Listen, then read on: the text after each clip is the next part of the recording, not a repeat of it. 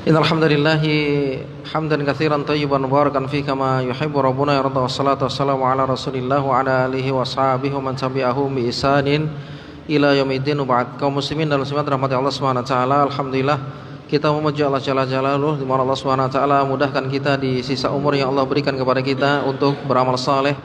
Yang ini adalah membuat kita bahagia, membuat kita senang gembira dengan kabar Nabi sallallahu alaihi wasallam.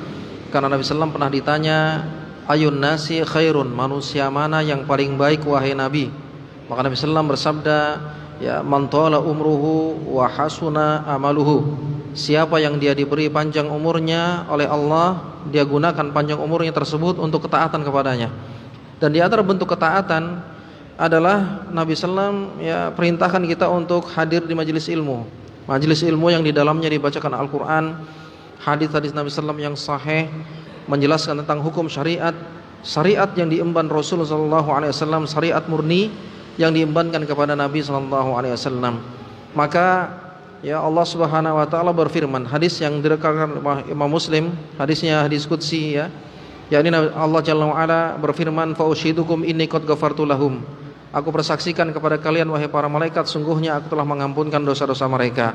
Ini orang yang hadir di majelis ilmu diampunkan dosanya oleh Allah Subhanahu wa taala. Kita butuh pengampunan Allah Subhanahu wa taala. Dan kita enggak tahu dari amal saleh mana yang Allah Jalla wa Ala terima amal ibadah kita. Kemudian Allah Subhanahu wa taala angkat derajat kita. Kemudian Allah Subhanahu wa taala ampunkan dosa-dosa kita dan wa nahdha bi jannati. Ini yang kita harapkan masuk ke dalam surga. Dan masuk ke dalam surga yang paling tinggi adalah bi ghairi hisabin wala adzab, tanpa hisab, tanpa azab. Dan tidaklah kita mengetahui thariqah, tata cara masuk ke dalam surga melainkan kembali kepada Al-Qur'an dan Sunnah, kembali kepada ajaran Rasul sallallahu alaihi wasallam. Oleh karenanya Nabi sallallahu alaihi wasallam bersabda, kullu ummati yadkhulunal jannata illa man aba. Rahul Bukhari, atau nama asli beliau adalah Abu Abdullah Muhammad bin Ismail Al-Mughir Al-Mardisi Al-Bukhari. Kata Nabi SAW, semua umatku itu masuk ke dalam surga kecuali yang tidak mau.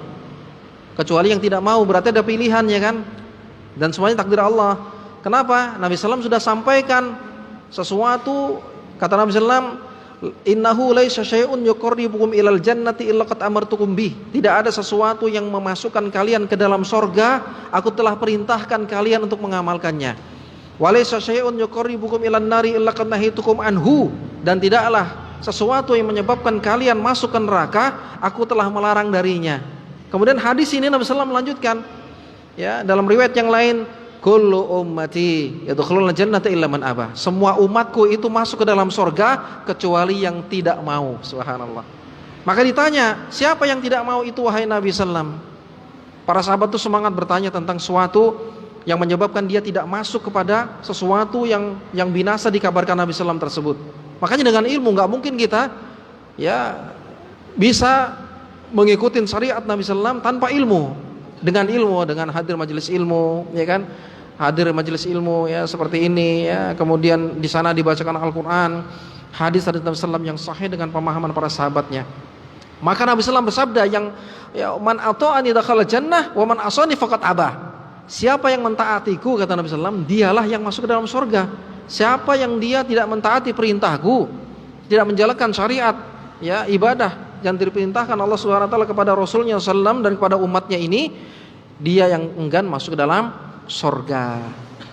Dia enggan masuk ke dalam surga. Oleh karenanya para ulama membahas tentang hukmu man tarakas shalah.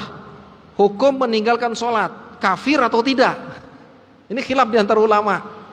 Karena Nabi sallallahu bersabda, faman tarakaha faqad kafar. Siapa yang meninggalkannya dia kafir. Wah, luar biasa nih. Maka bukti iman itu, syaratnya iman itu ada 3. Ya kan? Apa itu? Qaulun bil lisan, diucapkan dengan lisan, syahadat. Kita karena orang tua kita sudah muslim, otomatis langsung muslim tanpa syahadat. Tanpa syahadat sudah terpenuhi yang syarat pertama. Dengan lisan diucapkan syahadat, mengakui Allah Rabb kita, mengakui Rasul Nabi kita. Kemudian yang kedua apa? Al-amalu bil jawarih. Dibuktikan dengan anggota badan dari ucapan yang diyakini diucapkan tersebut, seperti sholat. Makanya ada namanya rukun Islam. Setelah syahadat apa? Sholat, ya kan? Sholat rukun Islam, Pak, rukun. Maka meninggalkan salah satu dari rukunnya yang telah diwajibkan, ya, maka dia keluar dari Islam. Ini bahaya nih. Kecuali haji bagi yang mampu, ya kan? Ya itu dia. Ini rukun Islam, makanya penuhi rukunnya. Yang ketiga syaratnya sebagaimana disebut oleh Imam Al-Muzani dalam Syarhul Sunnah. Imam Al-Muzani ini adalah muridnya Imam Syafi'i dan dia mazhab Syafi'i. Menyebutkan dalam kitabnya Syarhul Sunnah lil Muzani, nah kitab namanya Syarhul Sunnah Al-Muzani, syarat yang ketiga apa? Ma'itiqadihi bil janan, yaitu diyakini dalam hati. Yakini dalam hati. Ya, yakini dalam hati. Ya, ini dia ya menjalankan perintah Allah Subhanahu wa taala dengan keyakinan, ya dengan dalil, dengan ya petunjuk Nabi sallallahu alaihi wasallam. Thayyib kaum muslimin Allah Subhanahu wa taala, ini sekilas ya muqaddimah agar kita semangat dalam sisa umur yang Allah berikan kepada kita untuk ketaatan kepada Allah Jalla Jalaluh. Ya, semoga Allah Subhanahu wa taala ampunkan dosa-dosa kita seluruhnya, Allahumma amin. Ya, kemudian Allah Subhanahu wa taala masukkan kita ke dalam jannah ya tanpa hisab, tanpa azab, Allahumma amin. Ya, karena seorang itu tidak akan lepas dari masa lalu, ya Pak ya. Kita pasti ada masa lalu lah, masa kelam. Tidak ada yang lepas dari masa kelam. Sekarang itu kita tobat apa enggak? Tobatnya itu menyesal. Kita nyesal enggak dengan dosa lalu? Kalau kita menyesal dengan dosa lalu, terpenuhi sudah syaratnya satu. Kemudian meninggalkan dosa tersebut, sudah kita tinggalkan dosa masa lalu. Kemudian janji tidak ngulangin lagi, maka terpenuhi syaratnya. Tobatnya tobat nasuha. Seseorang enggak ada lepas dari masa lalu, pasti ada masa lalu. Makanya ada kaidah Ahlussunnah, ya kan? Ini terutama yang KUA, ya KUA kayak kita gitu ya apa MUI gitu ya, MUI gitu ya. Ini ketika misalnya ada nikahan, sampaikan biar nggak jadi keributan dalam rumah tangga.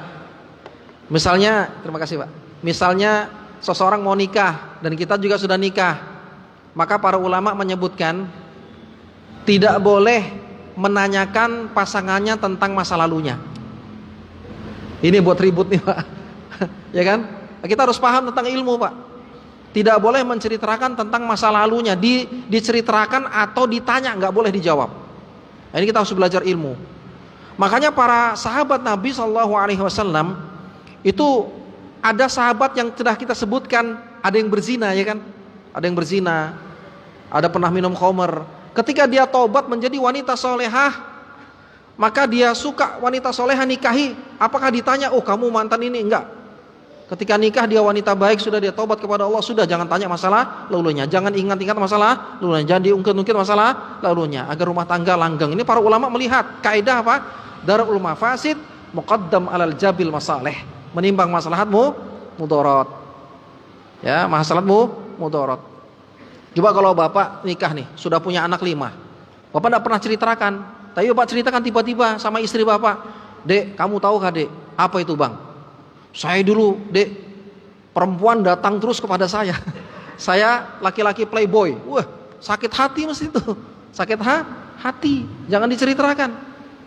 Ya, seseorang gak akan pernah lepas dari masa lalu. Oleh karenanya Nabi SAW bersabda, At-taibu minadz-dzambi kama la dzamba lahu. Siapa yang dia bertaubat penuhi syaratnya sebagaimana telah kita sebutkan dalam madzhab Syafi'i, 3 syaratnya hubungannya dengan Allah. Kalau hubungannya dengan manusia ditambah 1, minta maaf, maka dia seakan-akan tidak pernah punya dosa sedikit pun, bersih. Ya, zakiyah, bersih, zaki, suci dia. Subhanallah. Oleh karenanya Pak, ketika dalam kubur malaikat menghadirkan Rasul sallallahu alaihi wasallam dalam riwayat Al-Bukhari, ditanya, "Ma kunta taqulu min hadzal rajul Muhammad SAW, bagaimana menurutmu, pendapatmu tentang orang ini, yaitu Muhammad SAW, siapa dia?" Nah, itu dia. Maka orang yang ngikutin syariat Nabi, ngikutin sunnah-sunnahnya Nabi, beribadah sesuai dengan tuntunan Nabi, maka dia menjawab, asyhadu annahu Abdullah wa rasuluh. Ini dalam Sahih Bukhari, hadis Sahih Bukhari disebutkan, aku bersaksi dia adalah hamba Allah dan utusannya. Kemudian apa? Diperintahkan, fandur ila maq'adika minan nar, abdalakallahu bihi maq'adan ilal jannah. Lihat tempatmu di neraka. Subhanallah. Padahal ini mampu jawabnya 100.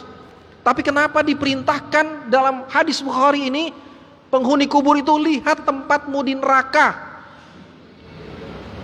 Diingatkan sama Allah, kamu dulu punya masa lalu, punya dosa. Kemudian apa Nabi SAW lanjutkan, abdalakallahu bihi ya maq'adan minal jannah. Tapi Allah ganti tempatmu asalnya neraka tadi karena dosa masa lalumu, Allah hapus ganti dengan sorga. Faedah luar biasa hadis ini, Pak. Sehingga kita nggak pernah ada lepas dari masa lalu, nggak ada, pasti ada masa kelam. Tapi taubat kepada Allah ini yang dibutuhkan. Allah cinta kepada seorang hamba yang bertobat kepada Allah Subhanahu wa taala. Ya, tobat kepada Allah betul-betul penuhi syaratnya. Ayo nih.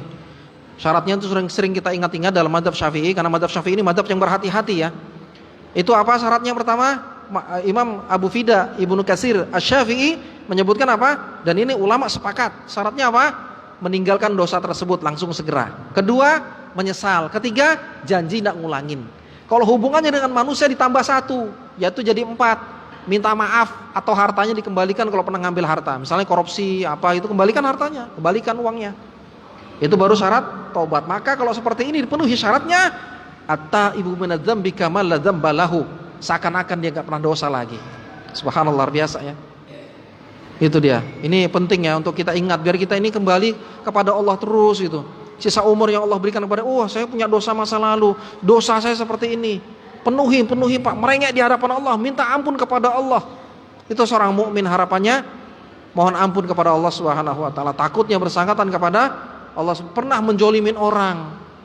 Ya kan? Pernah kita jolimin orang. Siapa nih? Saya minta maaf dulu pernah jolimin Anda. Kalau pernah harta yang pernah saya ambil, ayo saya kembalikan hartamu. Makanya luar biasa seorang hamba seperti ini ya. Seperti ini ya. Ya, jangan tunggu Idul Fitri, Pak. Minal aidin wal faidin, jangan. Ya kalau sampai umur kita, kalau enggak selesai. Padahal kematian tidak tahu kapan datangnya, enggak tahu, Pak.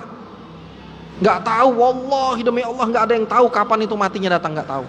Makanya demi Allah, Pak, kalau ada orang tahu mati, meninggal meskipun semenit, dia akan berhenti dari semua aktivitasnya, dia akan sujud.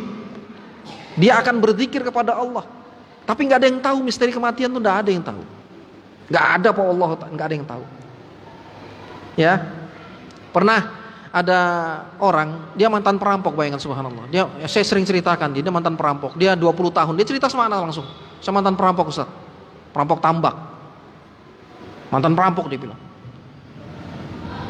Nangis dia taubat kepada Allah, nangis, penuhi syarat taubatnya, nangis dia. Ikut taklim seperti ini, ikut taklim malamnya ikut taklim. Waktu itu kebetulan saya ngajar taklim, belajar begini di masjid di Tarakan, taklim. Besoknya meninggal, subhanallah, husnul khotimah, subhanallah, luar biasa. Habis sholat subuh lagi dia berjamaah, subhanallah. Kata Nabi SAW, orang sholat subuh berjamaah apa itu? Ini buat kita semangat nih bangun subuh. Ya, man shalla subha fi jama'atin fahuwa fi dhimmatillah. Siapa yang dia sholat subuh berjamaah, dia ditanggung Allah, di bawah tanggungan Allah. Makanya kita semangat sholat subuh berjamaah tuh, Pak. Semangat kita. Ini luar biasa nih. Dan Allah menggiring seorang hamba di ujung hayatnya husnul khotimah ketika Allah kehendaki seorang hamba. Meskipun masa lalunya kelam, tapi kalau dia bertobat kepada Allah, Allah akan giring dia mati husnul khotimah. Makanya Nabi SAW bersabda dalam Bukhari Muslim, innamal a'malu bil khawatim. Amalan orang itu tergantung dari yang terakhirnya. Dan kita nggak tahu terakhirnya apa. Subhanallah, biasa. Ini membuat kita yang rajin sholat, yang sudah rajin sholat, yang sudah istiqomah, ya kan, yang sering azan, subhanallah. Azan itu pahalanya luar biasa, Pak. Dimohonkan ampun bagi seluruh makhluk yang mendengar suara azan tersebut dari detik penghabisan didengar suara itu, mohonkan ampun. Ini bagi yang sering azan, ya bagi kita sering ta'lim, ya kita semua nih membuat apa? Tidak sombong. Innamal a'malu bil khawatim, karena amalan seorang tergantung dari yang terakhirnya. Ini buat kita tenang lagi. Wah, apa yang mau disombongkan? Itu udah kejar karena Allah Subhanahu wa taala, ikhlas karena Allah Subhanahu wa taala. Itu seorang mukmin. Thayyib, itu sekilas ya. Sebelum kita lanjut di pembahasan hadis dari kitab Riyadhus Shalihin yang dikarang oleh Imam An-Nawawi Asy-Syafi'i, mazhab Syafi'i. Thayyib, pembahasan hadis yang selanjutnya ya. Wa an Suhaib dari sahabat Suhaib anna Rasulullah sallallahu alaihi wasallam Nabi sallallahu bersabda, kana malikun fi man qablakum. Dahulu kita ceritakan ya, bayangkan nih, coba lihat. Dahulu ada seorang raja. Kita sudah ceritakan nih. Dahulu ada seorang raja sebelum kalian, kata Nabi sallallahu alaihi wasallam. Nabi sallallahu ceritakan kepada para sahabatnya. Ini hadis dari Imam Muslim. Ya. Wa kana lahu sahir, dia punya tukang sihir. Nabi sallallahu ceritakan yang Allah wahyukan kepadanya cerita tentang seorang raja dan dia punya tukang sihir. Ya. Falamma kabira qala lil malik, ketika dia sudah besar, sudah tua, maka dia berkata ya kepada raja. Dia sudah tua, tukang sihir tersebut, dia berkata kepada sang raja. Ya. Apa kata sang sihir tadi kepada sang raja? Inni qad kabirtu fab'as ilayya gulaman wa 'allimhu as-sihr. Utus kepadaku seseorang pemuda yang cerdik lagi pandai untuk meneruskan ilmuku. Aku akan ajarkan sihir kepadanya. Subhanallah. Tapi enggak boleh kita belajar sihir ya. Ini Nabi sallallahu ceritakan orang-orang terdahulu yang jahat-jahat. Nanti ada orang yang dikasih hidayah Allah Subhanahu wa taala ya, yang terbunuh di akhir hayatnya husnul khatimah, membela syariat Islam. Membela apa? Agama Allah Subhanahu wa taala. Hadis yang begitu panjang ya. Ya. Maka ya, fa ba'atha ilaihi gulaman yu'allimuhu wa kana fi tariqihi idza salaka rahibun faqa'ada ilaihi wa sami'a kalamahu fa'ajabahu. Maka diutuslah sang pemuda yang cerdik pilihan sang raja untuk belajar sihir kepada tukang sihir raja yang sudah tua. Namun ketika dia mau pergi ke tukang sihir, dia melewati seorang rumah kalau kita bilang sekarang tuh ustadz lah ya, rumahnya ustadz gitu ya, yang mengajarkan ilmu agama di zaman dahulu tersebut. Wa kana idza ata sahir marra birrahibi wa qa'ada ilaihi fa idza ata sahir darabahu. Maka membuat dia terlambat datang. Maka dihukumlah orang tersebut. Ini yang membuat dia singgah dulu ke tempat ustadz tersebut, ya kan? Yang mengajarkan ilmu agama, membuat dia terlambat belajar sihir, maka dihukum sama tukang sihir. Ya, karena dia takjub, senang dengan kata-kata ustadz tersebut gitu ya. Kata-kata ya, guru tersebut. Ya. Akhir dari cerita tersebut ya, sampai satu ketika ya, dia diuji Allah Subhanahu wa taala. Ya, fa bainama huwa ala dzalika idza ata ala dabbatin 'azimah. Tiba-tiba dengan kondisi seperti itu, dia ragu-ragu mana yang benar ini, tukang sihir atau pengajar. Ya. Maka Allah Subhanahu wa taala hadapkan kepadanya di jalan, dia menjumpai apa? Sebuah hewan yang begitu besar. Hewan yang besar yang manusia tidak bisa berjalan karena hewan tersebut. Enggak disebutkan hewan apa ini. Hewan besar, hewan buas yang tidak bisa manusia berjalan. Maka dia berkata, ya, al-yauma a'lamu as-sahiru afdal amir rahibu afdal. Sekarang aku akan tahu siapa yang lebih afdal, yang aku harus ikutin, tukang sihir atau seorang alim tersebut. Ya, maka fakhadhahu hajaron, dia ambil batu. Batu enggak bisa bunuh hewan besar ya. Tapi enggak ada yang mustahil bagi Allah, Pak. Kalau Allah berkehendak kun fayakun. Bisa menjadi rudal, bisa. Ya, kehendak Allah Subhanahu wa taala. Maka dia ambil batu dan dia berkata kepada Allah, berdoa, Allahumma in kana amrur rahibu ahabba ilaika min amri sahir faqtul hadhihi dabbah hatta yamdin nas. Ya Allah, kalau perkaranya ya ustadz tersebut, guru tersebut yang benar ya daripada tukang sihir, maka dengan batu ini bunuhlah binatang buas tersebut sampai manusia bisa melewati jalan. Maka faromaha faqatalaha wa madun nas. Maka dia pun melemparnya, mati binatang tersebut dengan izin Allah Subhanahu wa taala dan manusia berjalan.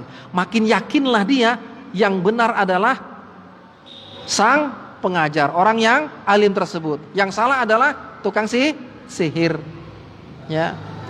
Maka fa'atar rahib fa akhbarahu, dia pun mendatangin kepada orang yang alim tersebut, mengabarkan tentang kisahnya. Ya. Maka ya, orang tersebut, orang gurunya tersebut berkata, ayo bunayya antal yawma afdalu minni, engkau wahai anakku hari ini lebih afdal dariku. Lebih afdal dariku, dapat karomah, kan diberi karomah Allah. Dan tidaklah orang yang mendapat karomah kecuali apa? Kekasih Allah Subhanahu wa taala. Ya, qad balagha min amrika ma ara wa innaka satubta. Sautu engkau nanti akan diuji Allah Subhanahu wa taala, insyaallah akan diuji. Fa in ibtulita fala tadulla alayya. Jika engkau diuji nanti jangan tunjuki kalau aku yang ngajarin inti. Yang ngajarin seperti kalau sekarang tuh yang ngajarin ngaji lah, belajar agama dan seterusnya. Ya. Wa kana gulam yubriul akmaha wal abros. Maka anak ini, orang ini diberi karunia Allah Subhanahu wa taala bisa menyembuhkan orang yang buta dan orang yang kena penyakit kusta. Subhanallah. Bukan mukjizat ya, kalau mukjizat itu nabi. Kalau manusia biasa namanya karomah. Ya. Wa yudawin nasa min sairil adwa, dan mengobati manusia dalam bentuk semua penyakit dengan izin Allah Subhanahu wa taala tentunya. Fasami ajalisun lil maliki kana qad amiya. Maka ini didengar oleh wakil raja yang buta saat itu. Ya. Maka fa'atahu bihadaya katsira. Maka dia pun ingin berobat, ingin menyembuhkan penyakit matanya yang buta dengan membawa begitu hadiah begitu banyak kepada sang muda tersebut. Maha huna laka ajma'u in anta syafaitani. Semua ini aku akan berikan kepadamu hadiah tersebut jika engkau bisa menyembuhkanku, kata sang menteri, ya wakil raja. Faqala, maka anak muda tersebut ya yang diberi ilmu Allah Subhanahu wa taala berkata, inilah asfi ahadan. Aku tidak bisa menyembuhkan seorang pun. Subhanallah. Ya. Innama yashfillahu ta'ala. Yang menyembuhkan hanya Allah Subhanahu wa taala. Aku enggak bisa menyembuhkan, Allah Subhanahu wa taala menyembuhkan. Makanya Bapak kalau misalnya sakit, ya kan? Bapak sembuh. Oh, saya minum ini, Pak. Enggak, bilang yang menyembuhkan Allah gitu, Pak. Ini tauhid. Tauhid ya, yang menyembuhkan Allah. Belajar tauhid kita ya. Ya. Kemudian kaum muslimin Subhanahu wa taala akhirnya ya dia pun ya masuk ke dalam Islam, kemudian didoakan oleh ya anak muda tersebut, maka Allah Subhanahu wa taala sembuhkan. Kemudian dia pun pergi ke bagaimana pekerjaannya seperti yang biasanya, ya ini di samping raja, sampai akhirnya raja mengetahui kalau dia ya muslim, kalau dia muslim, maka murkalah raja tersebut. Ya, maka diuji Allah Subhanahu wa taala, disiksa apa? Dengan apa? Fada'a bil minsyari fawudi'a al minsyaru fi mafriqi ra'sihi. Ya, diletakkan ya apa itu yang menunjuki dia ilmu anak muda tersebut, dibelah apa? Badannya dibelah sampai belahannya jatuh. Ini di depan anak muda tersebut dan di depan apa? Menteri tersebut yang muslim. Jadi gurunya anak muda ini dibelah sampai belahannya jatuh. Ini siksaan luar biasa, Pak. Makanya kalau kita sekarang baru diuji dakwah seperti ini, ya Allah masih ringan ya. Orang dahulu ujiannya luar biasa. Tapi mereka nggak mau kembali kepada agama mereka. Ya, mereka tetap apa? Di atas agama al-haq, kuatnya keimanan mereka. Kemudian dikatakan juga kepada siapa? Kepada wakil raja tersebut untuk kembali kepada agamanya. Dia pun nggak mau dia. Maka dibelahlah juga ya sebagaimana orang pertama, dibelah sampai jatuh tubuhnya. Subhanallah. Ini Nabi SAW sebutkan dalam Sahih Muslim. Ini hadisnya sahih ya. Nabi SAW sebutkan. Kemudian kembali kepada anak muda tersebut, untuk anak muda tersebut kembali kepada agamanya, maka anak muda tersebut pun enggan untuk kembali kepada agamanya. Subhanallah. Ini sudah lihat dua orang disiksa, dibelah badannya sampai belahannya jatuh, dan dia enggan untuk masuk kembali kepada agamanya. Maka dikatakan kaum muslimin rahmati Allah Subhanahu wa taala. Maka sang raja memerintahkan apa? Kepada wakilnya untuk membawa anak tersebut ke atas gunung. Maka dikatakan kalau dia mau kembali kepada agamanya, jangan lemparkan. Ya bahasa kita gitu ya. Tapi kalau dia tidak mau lemparkan, maka dia berdoa kepada Allah. Ini luar biasa, Pak. Makanya kita gantungkan segala urusan kita hanya kepada Allah Subhanahu wa taala. Ada masalah apapun gantungkan kepada Allah Subhanahu wa taala masalah kita. Maka anak muda tersebut berkata, ya, Allahumma kfinihim bima syi'ta. Allahumma kfinihim bima syi'ta. Ya Allah, tolonglah aku dari kejahatan mereka. Maka gunung tersebut pun ya bergetar, semua pasukan dari sang raja jatuh kecuali anak muda yang selamat. Kemudian dia datang lagi kepada sang raja ya untuk mendakwahi. Maka diperintahkan untuk apa? Dibawa ke tengah lautan. Subhanallah. Kalau dia mau kembali kepada agamanya, selamat dia. Jika tidak, lemparkan ke tengah lautan. Kita nggak bisa bayangkan, Pak. Ada orang di tengah lautan, bagaimana bisa selamat? itu dengan kehendak Allah dengan mudah. Kun fayakun kata Allah Subhanahu wa taala. Maka dia pun berdoa sebagaimana doa yang pertama, Allahumma finihim bima syi'ta. Makanya kalau kita ada masalah, Pak, ini doa seperti ini. Maka dihafal nih doa dari Nabi sallallahu alaihi wasallam ini hadis. Allahumma finihim bima syi'ta. Ya Allah, tolonglah aku dari kejahatan mereka. Maka kapal yang ditunggangi oleh mereka pun tenggelam. Anak muda selamat, subhanallah. Ya, kemudian apa? Kemudian kembali lagi ya kepada sang raja. Maka dia mengatakan, innaka lasta biqatili, engkau wahai sang raja enggak bisa bunuh aku. Hatta taf'al ma amuruka bihi, sampai engkau penuhi perintahku, subhanallah. Yaitu apa? Ma huwa, apa itu kata sang raja? Qala tajma'un nasa fi sa'idin wahidin, engkau kumpulkan manusia di lapangan jadi satu. Kata sang anak muda, kalau engkau mau membunuhku, kumpulkan manusia seluruhnya di lapangan. Wa taslubuni ala jid'in, salib aku. Dia bilang salib aku. Summa khudh sahman min kinanati, kemudian ambil anak busur dari tempat busurku. Summa da'i sahma fi kabidil qaus, letakkan anak busur, ya, letakkan anak panah tersebut di busurnya. Summa kul, kemudian katakan Bismillahirabbil gulam, dengan menyebut nama Allah Tuhannya anak muda ini. Begitu caranya kalau mau bunuh saya. Kumpulkan seluruh manusia di tanah lapang jadi satu. Dia dakwah. Ya, dia ada dakwah. Summarbini, kemudian bidik aku. Fa innaka idza fa'alta dzalika qataltani. Jika engkau memenuhi perintahku, engkau bisa membunuhku. Subhanallah. Luar biasa dia dakwah ya. Dakwah dengan nyawa luar biasa. Maka akhirnya kaum muslimin dikumpulkanlah semua manusia karena raja ingin membunuhnya.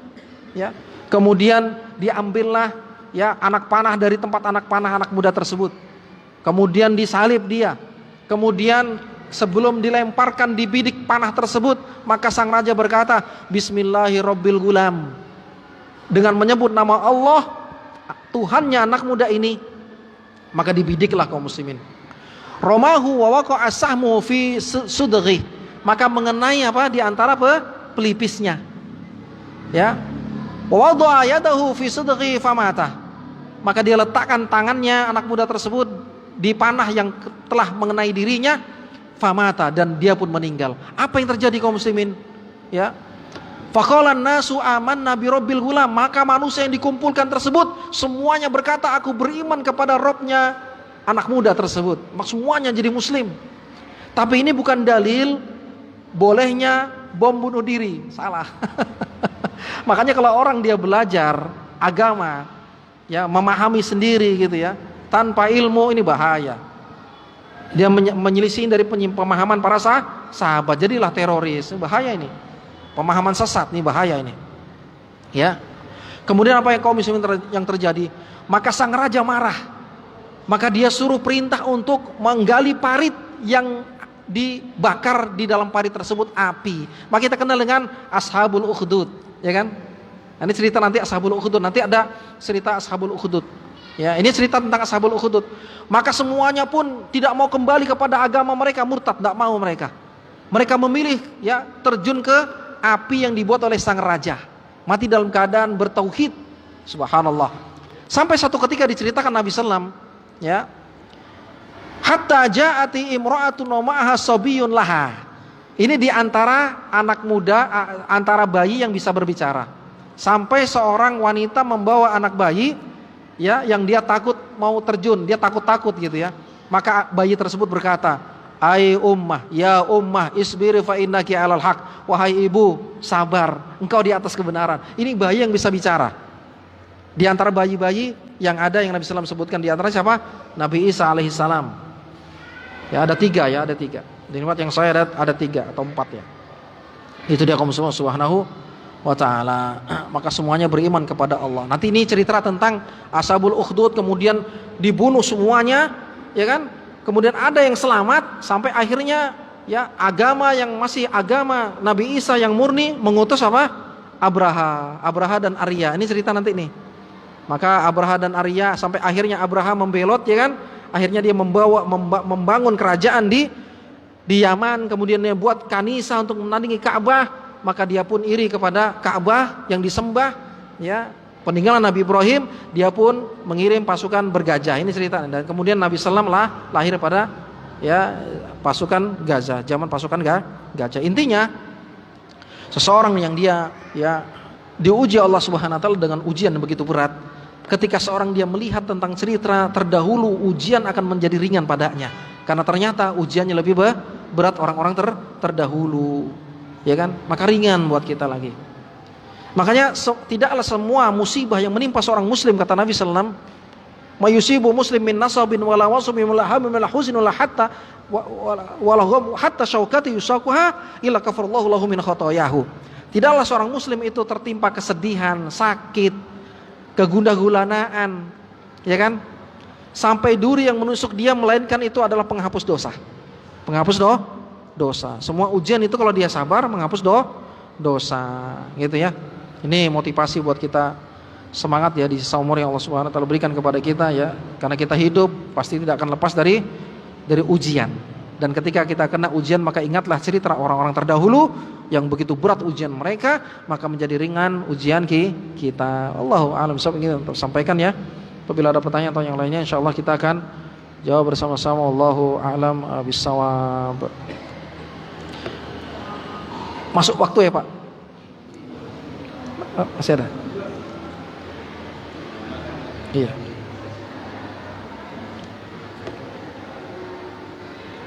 Ada mau ditanyakan Pak? Silakan Pak. Jika tidak ada, kita akhiri ya. Subhanallah.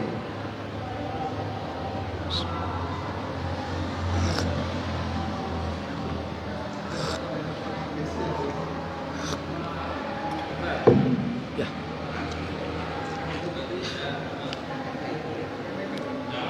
Nggih, monggo. Enggak apa-apa, enggak apa. Nggih, monggo Pak Haji, Pak Haji. Nggih, Pak Haji. Nggih.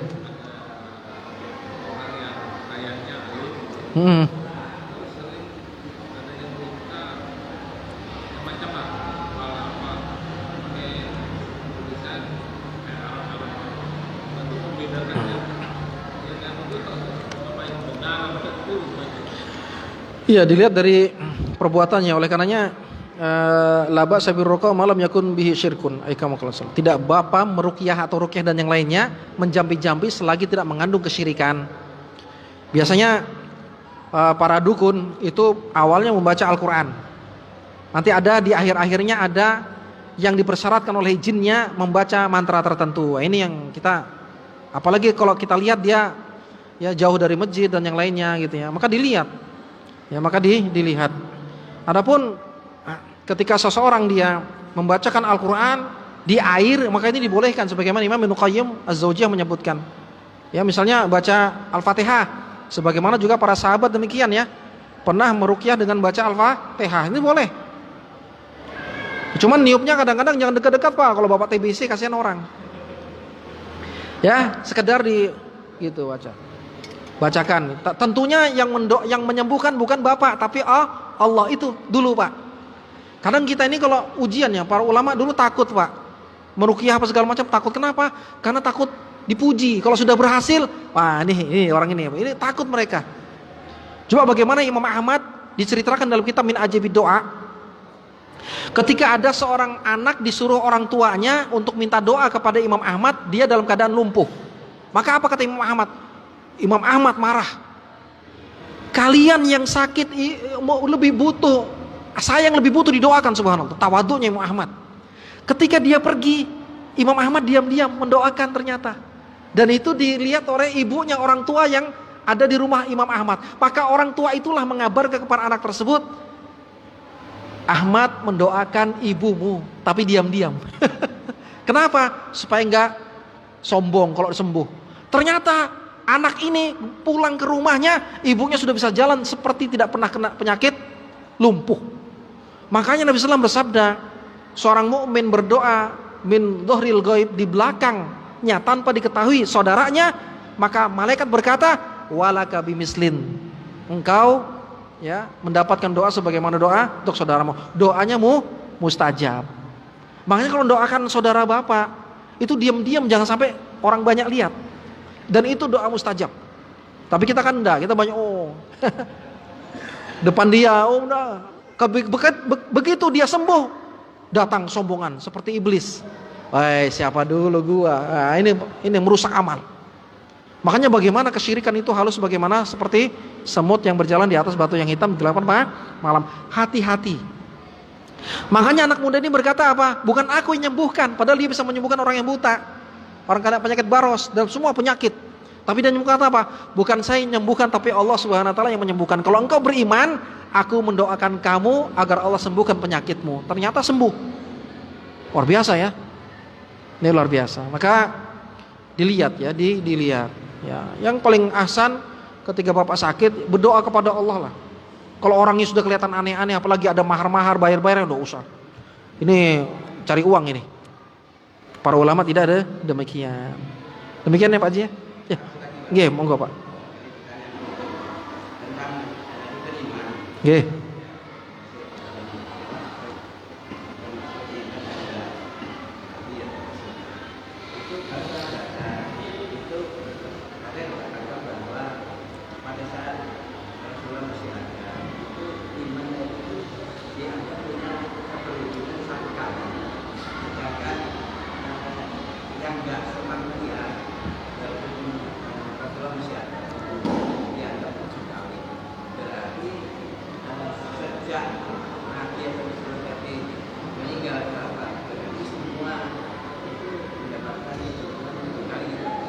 Oh enggak, bukan gitu. Makanya rukun iman ulama menjelaskan di antara mazhab Syafi'i penuhi syaratnya. Syaratnya ada 3 Pak, iman itu. Dikatakan iman, ya kan? Itu ada 3. Sebagaimana Imam Al-Muzani dalam kitabnya Syarhul Sunnah lil Muzani, muridnya Imam Syafi'i. Dan ini disebut oleh para ulama sepakat para ahlu sunnah wal jamaah syaratnya 3. Apa itu? Diucapkan dengan lisan. Mengucapkan syahadu alla ilaha illallah. Itu sudah terpenuhi 1. Kedua, diamalkan dengan anggota badan, sholat, zakat, puasa gitu. Ketiga, yakini dalam hati, iman dalam hati. Makanya pamannya Nabi SAW siapa? Abu Thalib sedih, disiksa Allah selama-lamanya dalam neraka. Dalam Sahih Bukhari, Nabi SAW sedih, aku akan ampunkan dosa, aku mohon kepada Allah agar Allah ampunkan dosamu wahai pamanku. Ternyata dilarang Allah Subhanahu wa taala, innaka la tahdi ma ahbabta. Engkau wahai Muhammad gak bisa beri hidayah kepada siapa yang kau kendaki, meskipun karib kerabatmu, kami memberikan hidayah kepada kami yang kendaki. Kenapa? Abu Thalib dia yakin yang dibawa keponakannya benar Islam, tapi tidak mengucapkan. Makanya bukan muslim beliau.